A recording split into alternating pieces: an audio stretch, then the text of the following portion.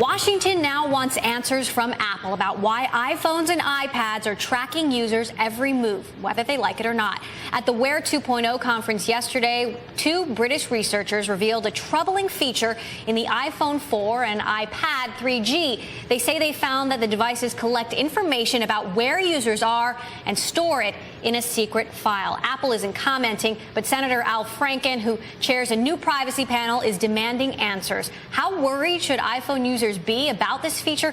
Pete Warden, one of the researchers who discovered it, is joining us now from Stanford University. Pete, thanks so much for joining us on Bloomberg West. So first of all, without getting too down in the weeds, how did you figure out that this was happening?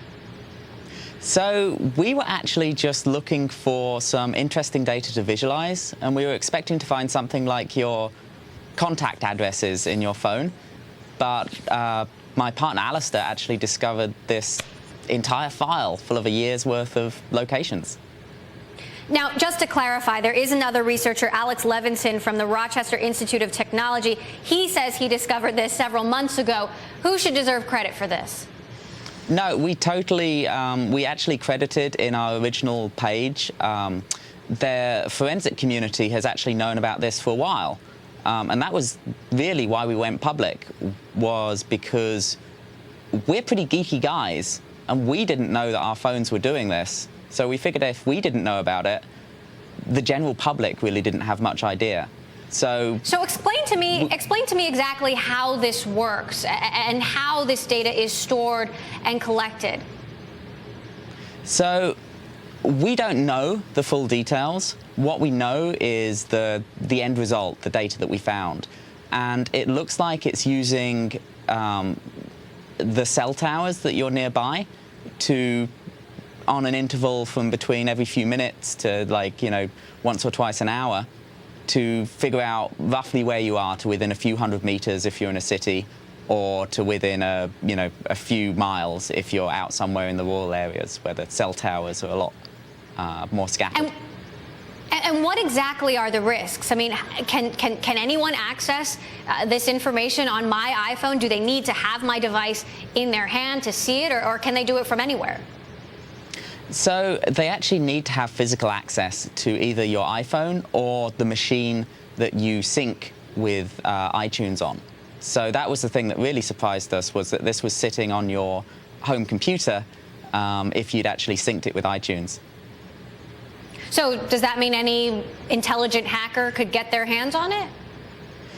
It means really that somebody who has access to your machine already, who can sit down in front of your machine and use it. So normally that would be family members. I mean, the scenario we talk about a lot is, the jealous spouse who wants to, get an idea of where you've been.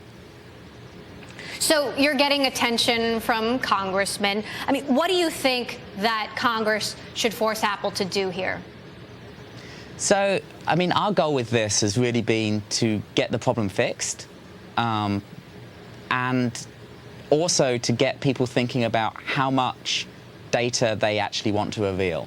The real problem here wasn't so much that the data is being gathered. There's a lot of interesting uses for it. It's that nobody asked our permission. So by fixed, what do you mean? You want the data to be encrypted? You don't want it to be gathered at all? So we want it to be not available to anybody who uses your machine or who steals your iPhone. That's sort of the basic level of safety. It should be encrypted, it should be protected somehow, and maybe not even stored on the phone. So have you heard anything from Apple? Has Apple contacted you at all about this? No, we haven't had anything back from them. So how dangerous do you think this is? I mean, what are the implications here? So what we've been telling everybody is don't panic. There's no proof that anybody's been harmed by this. There's no proof that it's actually left anybody's iPhones or home machines. But do be concerned. Do think about what rules we want in place for this data. Let's have this public debate, and let's have us decide rather than the tech companies deciding for us.